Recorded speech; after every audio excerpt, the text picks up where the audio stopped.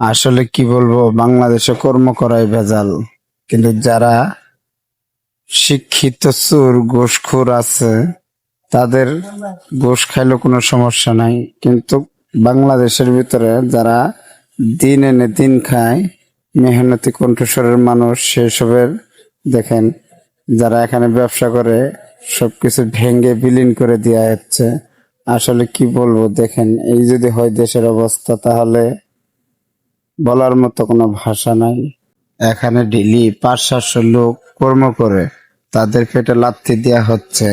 আসলে কি তারা দিন শেষে তারা কি করবে? যখন পেটে ভাত না যাবে তখন তো তারা চুরি করার চিন্তা ভাবনা করবেই। তা চুরি করবে, দেশের ডাকাতি পারবে, চিন্তাই পারবে। আসলে সেটা করা ভালো, না এখানে তারা কর্ম করতেছে সেটাই ভালো?